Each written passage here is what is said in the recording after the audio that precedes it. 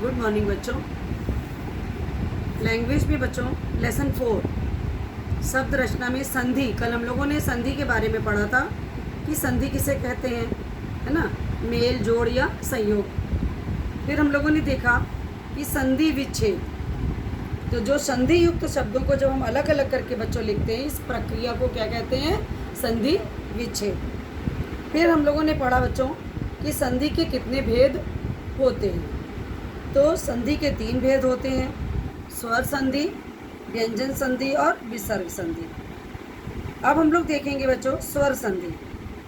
स्वर संधि में का अर्थ होता है बच्चों स्वरों का मेल, जहाँ पर कि जब 2 स्वर का मेल होता है तो वहाँ पर कौन सी संधि कहलाती है, स्वर संधि। उदाहरण के तौर पर देखिए, जैसे देवधन आलय, ये क्या बना शब्द, देवालय, ठीक है। तो यहाँ पर बच्चों छोटा आ प्लस बड़ा आ, तो क्या बना क्या, ये बड़ा आ। तो यहाँ पे दोनों ही क्या है बच्चों, स्वर हैं, ठीक है। तो जहाँ पर 2 स्वरों का मेल होता है, उनसे मेल से जो परिवर्तन होता है उसे स्वर संधि कहते हैं। अब आते हैं हम लोग स्वर संधि के भेद, आज हम लोग पढ़ेंगे। तो बच्चों स्वर संधि के 5 भेद होते हैं, दीर्घ संधि, गुण संधि, वृद्धि संधि, यण संधि और अयादि संधि। तो सबसे पहले हम लोग देखते हैं दीर्घ संधि। दीर्घ का मतलब होता है बच्चों बड़ा।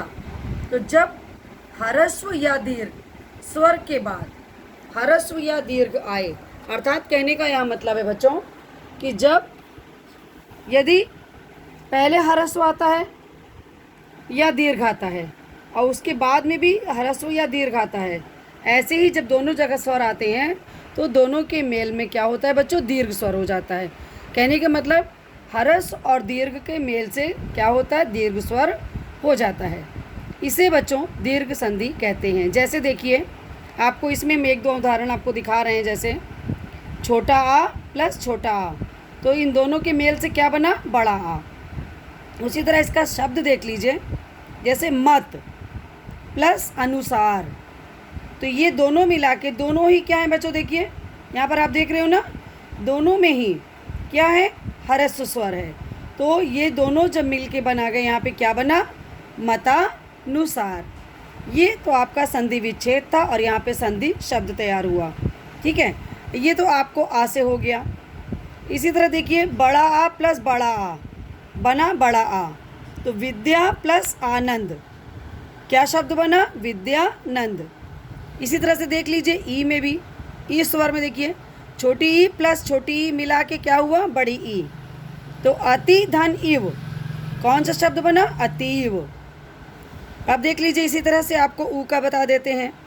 जैसे देखिए छोटा ऊ प्लस बड़ा ऊ तो बना बड़ा ऊ। यहाँ पर देखिए जैसे लघु प्लस उर्मी, तो देखिए इधर छोटा ऊ है, यहाँ पर बड़ा ऊ है, दोनों को मिलने के बाद क्या बनता है, बड़ा ऊ।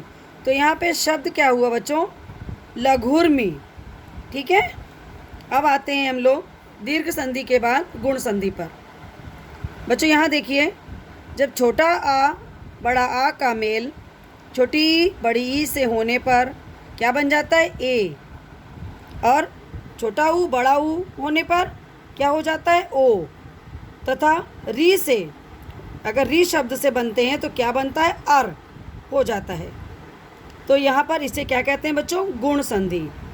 आ का मेल होने पर, ई का मेल होने पर क्या बनता है, ए, और ऊ का मेल होने पर ओ, री का मेल होने पर बच्चों अर। तो शब्द देखिए जैसे आ और ई मिला के क्या बना, ए। यहाँ पर देखिए सुर प्लस इंद्र, क्या शब्द बना आपका, सुरेंद्र, ठीक है। नेक्स्ट वर्ड देखिए, जैसे देखिए बड़ा आ प्लस छोटी ई क्या बना, ए। यथा धन ईस्ट, शब्द है आपका ये यथेष्ट। उसी तरह से देखिए छोटा आ अगर है और ऊ, इन दोनों का मेल होता है तो क्या बनता है, ओ, सूर्य प्लस उदय।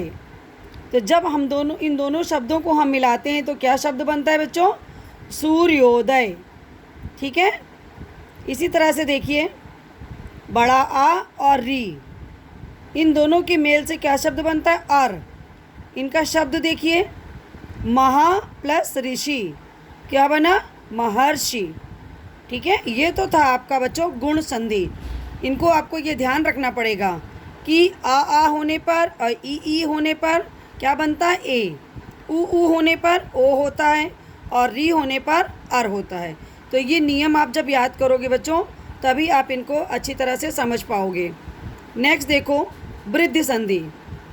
अब यहाँ पर देखो, जब आ और बड़ा आ के बाद ए या ए हो तो क्या हो जाता है? इन दोनों के मेल से ऐ। और जब ओ या औ हो तो क्या हो जाता है बच्चों? औ।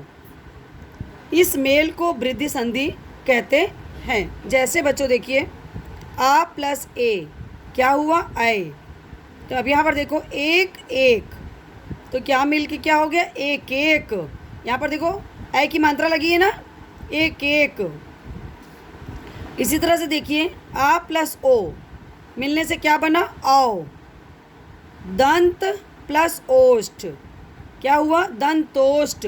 यहाँ पर आप देख रहे हो ना, जब आपने शब्द बनाया तो औ की मात्रा लगी। ठीक है, नेक्स्ट आओ यण संधि। यण संधि में देखिए, यदि शब्द पहले शब्द के अंत में बच्चों छोटी ई, बड़ी ई, छोटा ऊ, बड़ा ऊ या री हो, तो दूसरे शब्द के आरंभ में यदि कोई अन्य स्वर हो तो दोनों के मेल से क्या बनता है बच्चों? या, वा, रा हो जाता है। और देखिए सब में हलंत लगा है, इसे क्या कहते हैं? यण संधि। अब आपके पास देखिए शब्द है अति धन अधिक। अब आपने जब इसको शब्द बनाया तो ये क्या हो गया? देखिए अत्यधिक। अभी आपने पढ़ा ना यहाँ पर कि ई ऊ या री होने पर या कोई अन्य स्वर हो तो क्या बनता है? या बनता है, वा बनता है और रा हो जाता है। अभी आपने कौन सा देखा? या वाला देखा। अब आप देखो अति धन आवश्यक, तो यहाँ पर देखिए क्या बना? अत्यावश्यक। ठीक है, फिर देखिए अधिधन एता क्या बना? अध्येता। अब आइए, अभी आपको मैंने इसमें बताया था वा वाले, तो देखिए जैसे अनु प्लस आय तो क्या हुआ? अन्वय। यहाँ पर देखिए वा हो गया। और फिर बताया रा वाला आपको अन्य स्वर, तो जैसे मात्र धन आनंद, तो यहाँ पर देखिए मात्रा नंद। ठीक है, नेक्स्ट लास्ट इसका है देखिए अयाधि संधि।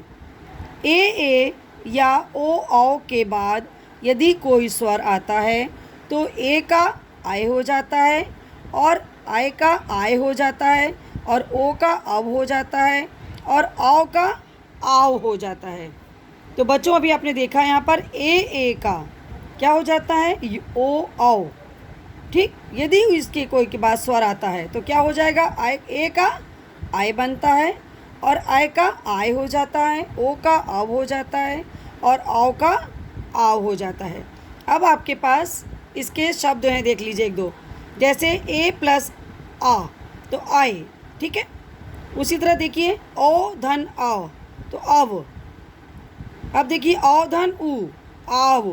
ठीक है, तो ये आपके पास ने प्लस अन नयन, पो धन अन पवन। ठीक है, ये आप इनको सारे शब्दों को पढ़ेंगे।